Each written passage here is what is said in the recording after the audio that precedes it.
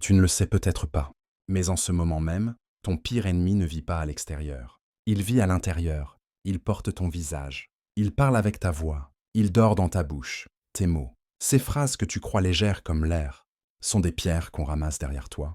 Quelqu'un, quelque part, est assis dans une pièce silencieuse avec ton passé étalé sur la table. Ils prennent tes confidences, tes blagues, tes moments de faiblesse et les assemblent comme des armes.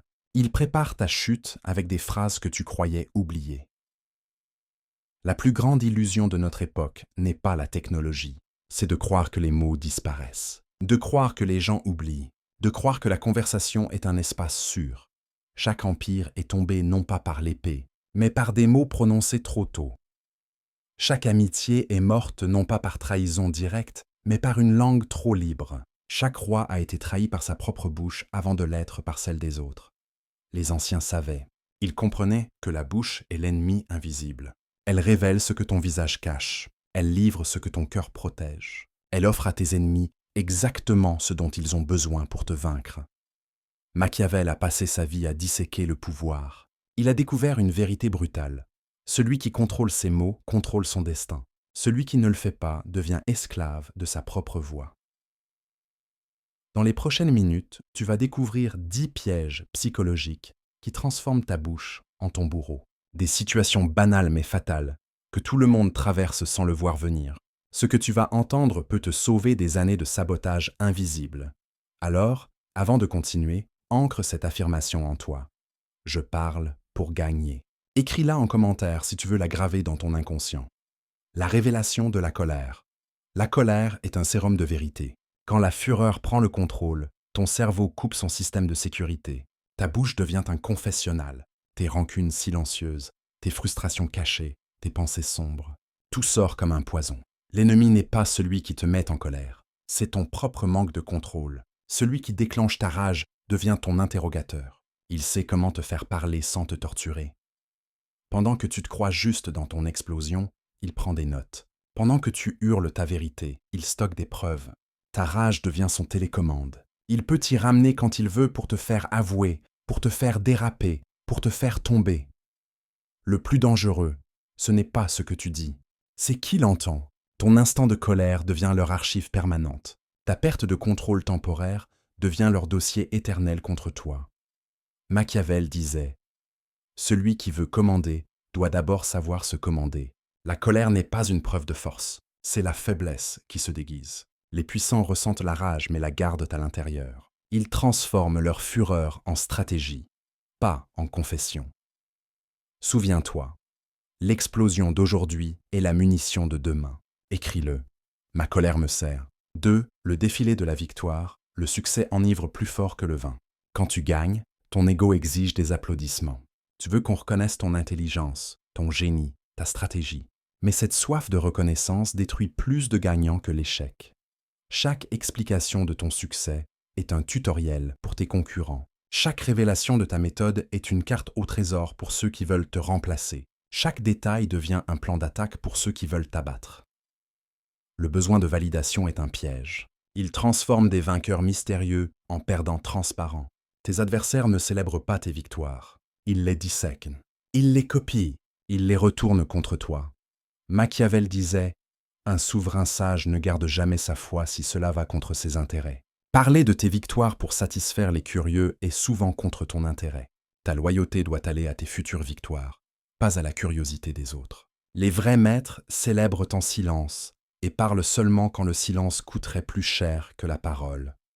Souviens-toi, le mystère conserve le pouvoir, l'explication le détruit. Écris-le, la victoire parle en silence. Dans la suite, nous verrons comment l'alcool devient un interrogatoire, pourquoi le stress t'arrache des aveux et comment la compassion peut être utilisée comme une arme contre toi. Reste bien attentif, ce qui arrive ensuite est encore plus profond. La confession liquide l'alcool n'invente rien. Il ne crée pas de pensée. Il libère celle que tu caches. Chaque gorgée affaiblit ton gardien intérieur. Chaque verre fait tomber un verrou dans ta conscience. Et bientôt, ta bouche devient un livre ouvert entre les mains de ceux qui savent t'écouter. Les manipulateurs professionnels ne t'interrogent pas dans des salles froides. Ils te servent un verre. Ils t'installent dans la douceur. Ils t'invitent à te détendre. Pendant que tu ris, eux enregistrent. Pendant que tu oublies, eux retiennent tout. Ils savent que les plus grands secrets ne s'obtiennent pas par la torture, mais par le vin. Dans les lueurs des bars, sous le masque de la confiance, tu leur offres ce que tu caches au monde. Tes peurs, tes projets, tes erreurs. Ce qu'ils mettraient des années à découvrir. Tu leur offres en une nuit. Et le lendemain, toi, tu ne te souviens de rien. Mais eux, si, ils gardent tes mots sobres, tes aveux ivres et tes regrets lucides. Ce que tu as dit dans la brume devient une arme dans la lumière. Machiavel écrivait « Le prince doit savoir être cruel, mais surtout envers ses propres impulsions. Sois cruel avec ton envie de parler quand le vin coule. Sois impitoyable avec cette illusion de connexion sincère. Ce n'est pas de la sincérité, c'est une ouverture stratégique. Et tu es la cible. » Le plaisir de partager un secret ivre se transforme toujours en douleur sobre. Les sages choisissent la clarté plutôt que la complicité. Ils préfèrent la solitude à la confession, parce qu'ils savent que chaque mot sous alcool peut devenir une preuve sous lumière. Ancre cette vérité, ma clarté et mon pouvoir. 4.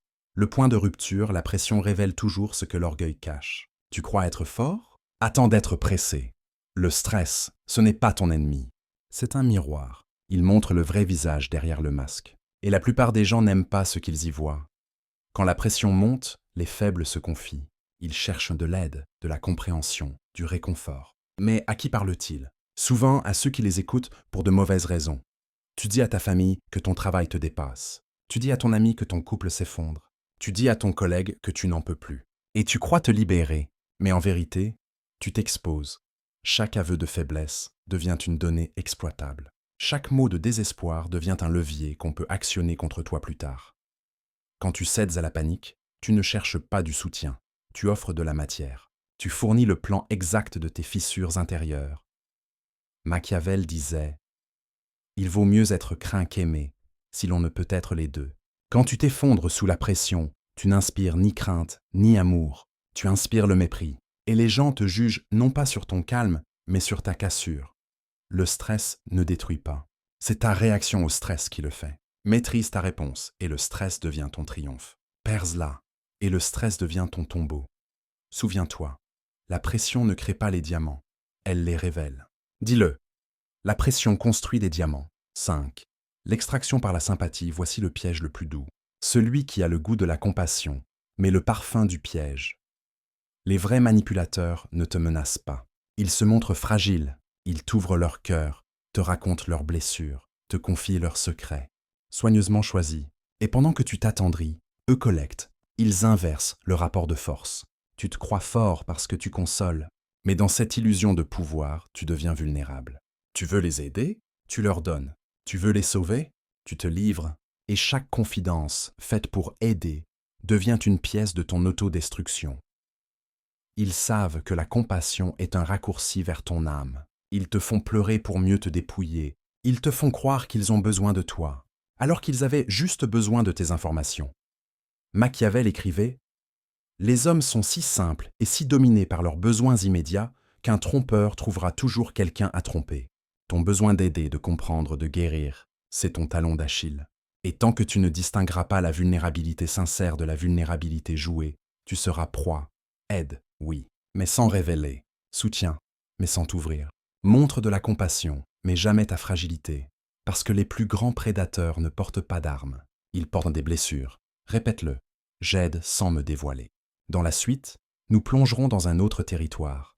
Celui des mots qui circulent, de la gossip économie, du piège de l'autorité et du poison de la vengeance. Des zones où chaque phrase devient une transaction, chaque justification une preuve, chaque silence un champ de bataille. Reste bien attentif, car la prochaine partie va t'enseigner comment le pouvoir circule, non pas dans les mains, mais dans les mots qu'on choisit de ne pas dire. Les sociétés humaines ne tournent pas autour de l'argent, elles tournent autour des secrets. Chaque mot que tu prononces a une valeur marchande. Chaque opinion que tu livres, chaque confidence que tu offres, est une transaction. Et le pire, c'est que la plupart ne savent même pas qu'ils négocient. Le commérage, la rumeur, les petits partages entre amis, tout cela forme une économie parallèle. Une économie où les devises sont les confidences et les dettes. La confiance trahit. Dans cette économie, l'information monte vers le pouvoir et la trahison descend vers la faiblesse. Celui qui écoute beaucoup et parle peu accumule une fortune invisible. Celui qui parle trop devient pauvre, exploité, vidé de tout ce qu'il sait. Observe ton entourage. Il y a toujours quelqu'un qui écoute un peu trop attentivement, qui semble juste intéressé. Mais cette curiosité n'est pas innocente. C'est une opération d'espionnage. Tes mots sont la marchandise. Et ton ego, le prix que tu paies pour les livrer. Tu penses que le commérage est anodin? Non. C'est une guerre silencieuse, où les langues sont des couteaux et les sourires, des pièges. Machiavel écrivait « Celui qui abandonne ce qui est pour ce qui devrait être, court à sa perte ». Tu crois que les relations devraient être basées sur la confiance, mais elles sont souvent basées sur l'intérêt. Ce que tu devrais dire est ton idéal. Ce que tu dis réellement est ta mise à mort. Alors deviens collectionneur, pas distributeur. Écoute tout, révèle peu. Observe les échanges d'informations sans y laisser ton nom. Dans ce marché de secrets, les silencieux sont les plus riches. Souviens-toi, ceux qui parlent se vendent, ceux qui se taisent s'achètent. Répète-le, les secrets coulent vers moi. 7. Le piège de l'autorité. Le pouvoir adore te tester. Pas pour te comprendre, mais pour te mesurer. Il veut savoir jusqu'où tu tiens avant de te briser. Et souvent, il n'a pas besoin de te punir. Il te laisse parler, parce que c'est ta bouche qui fera le travail à sa place. Quand l'autorité t'accuse injustement, ton premier réflexe est de te défendre, de prouver, d'expliquer, de justifier, mais chaque justification est une preuve de faiblesse. Chaque explication, une confession déguisée. Ceux qui détiennent le pouvoir ne cherchent pas la vérité, ils cherchent ta réaction. Ils veulent voir si tu maîtrises tes émotions quand la pression s'abat. Et la plupart échouent, ils se débattent, ils s'emportent, ils veulent montrer qu'ils ont raison. Mais le pouvoir ne s'intéresse pas à la raison, il s'intéresse à la hiérarchie. Et dans cette hiérarchie, celui qui parle trop prouve qu'il n'est pas prêt à commander. Machiavel disait « La politique n'a aucun rapport avec la morale. Tu veux que ton supérieur soit juste? Il ne le sera pas. Tu veux que ton chef te comprenne? Il ne t'écoutera pas. Et c'est très bien ainsi, parce que cette injustice est une épreuve. Pas pour prouver ta valeur, mais ta maîtrise. Le silence stratégique face à l'injustice est plus puissant que 1000 discours. Il transforme la colère en mystère. Et le mystère attire plus de pouvoir que la justification. Les vrais gagnants ne demandent pas qu'on les croie. Ils prouvent, par les faits, par la constance, par la performance silencieuse. Dis-le et grave-le. Mes résultats parlent pour moi. 8. La révélation. Vengeresse. La vengeance, c'est la tentation du cœur qui n'a pas encore appris à se taire. Quand on te trahit, tu détiens des armes puissantes, des secrets, des confidences, des erreurs de l'autre. Tu pourrais tout détruire, et c'est justement pour cela que tu ne dois rien dire. Parce que dès que tu ouvres la bouche, ce n'est pas l'autre que tu condamnes, c'est toi. Chaque révélation de colère t'enchaîne au passé. Chaque mot vengeur dit au monde « Je suis dangereux ». Et à partir de ce jour, plus personne ne te fera confiance. Tu crois punir ton traître, mais tu n'envoies qu'un message clair à tous les autres. Je ne garde rien. Alors les portes se ferment, les alliances s'effritent, les opportunités disparaissent. La vraie vengeance n'est pas dans la révélation, mais dans la préservation. Le silence, c'est la stratégie des souverains. Tant que tu gardes leurs secrets, tu tiens une dette. Et un jour, tu pourras la faire peser. Machiavel disait « Les sévérités doivent être infligées toutes à la fois, mais les bienfaits, petit à petit. S'il faut punir, fais-le sans parole, sans émotion, sans bruit. Fais-le à travers tes résultats, ton ascension, ta réussite. Le plus grand cri de la vengeance, c'est le silence. Souviens-toi, celui qui parle perd le pouvoir. Celui qui se tait le multiplie. Dis-le maintenant. Mon silence est ma vengeance. » Dans la suite, nous aborderons les 2 derniers pièges. Le théâtre de la compétence et la prison des promesses. Ces illusions modernes qui transforment les plus brillants en pantins de leurs propres mots. Et surtout, tu découvriras la conclusion de ce voyage, le secret ultime de ceux qui dominent sans bruit, commandent sans élever la voix et bâtissent des empires dans le silence. Reste attentif, car la dernière partie va tout relier. Elle révélera pourquoi ce que tu tais construit ton avenir et ce que tu dis peut le détruire. Le théâtre de la compétence, l'être humain a peur de ne pas suffire. Et cette peur, quand elle n'est pas domptée, se met à parler. Trop. Quand tu te sens petit, tu compenses, tu veux paraître grand. Alors tu expliques, tu détailles, tu cites, tu veux convaincre. Tu veux que les autres voient ta valeur. Mais plus tu parles, plus elle disparaît. Chaque justification, chaque démonstration de je sais devient une confession de doute. L'arrogance est toujours un déguisement de peur. Tu veux impressionner? Tu finis par t'exposer. Tu veux prouver que tu comprends. Tu montres que tu cherches encore à te convaincre toi-même. Les gens compétents n'essaient pas d'avoir l'air compétents. Ils savent. Et parce qu'ils savent, ils se taisent.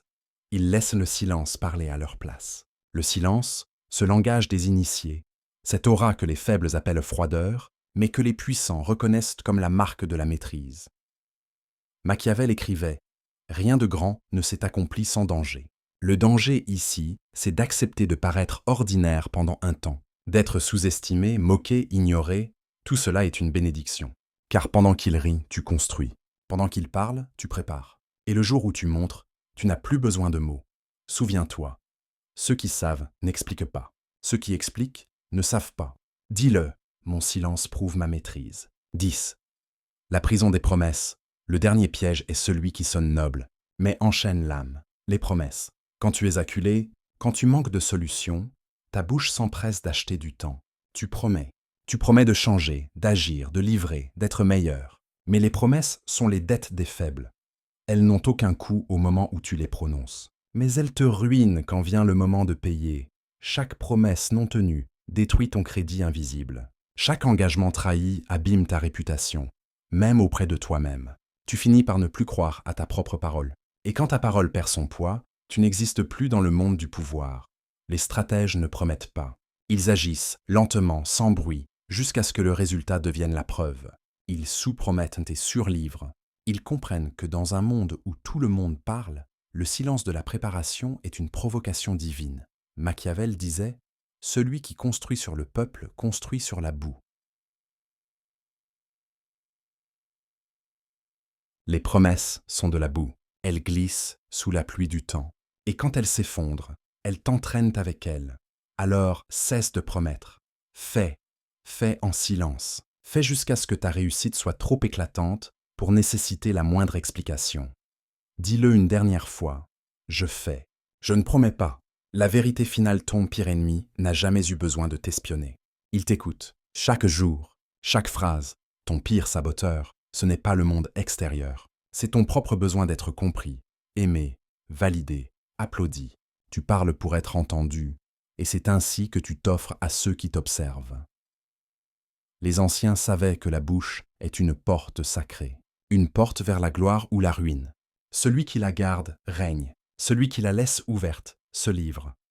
Dans le jeu du pouvoir, les mots ne sont pas des sons, ce sont des mouvements d'échec. Chaque phrase te positionne, chaque silence te protège. Le monde moderne est devenu un réseau d'oreilles. Tout est enregistré, stocké, analysé. Chaque mot peut être une arme à retardement. C'est pourquoi la discipline verbale n'est pas une option. C'est une armure. Les puissants ne sont pas ceux qui parlent fort. Ce sont ceux qu'on écoute même quand ils se taisent. Ceux qui savent que le silence n'est pas un vide. C'est une stratégie. Une présence dense, contrôlée, mystérieuse. Le bavard se détruit par saturation. Le silencieux s'élève par rareté. Et dans un monde où chacun cherche à être entendu, celui qui maîtrise son silence devient un mythe. Alors, choisis. Continueras-tu à nourrir ton ennemi avec ta propre langue, ou apprendras-tu l'art des souverains? Parler peu, dire vrai, et ne jamais se trahir soi-même par les mots. Parce qu'au bout du compte, dans ce monde saturé de bruit, la voix la plus puissante est celle qui sait quand se taire. Si ce message a réveillé quelque chose en toi, si tu sens que ton silence n'est plus une peur mais une arme, alors abonne-toi. Laisse une trace, écris simplement « Je parle pour régner ». Et souviens-toi, celui qui commande ses mots commande son destin.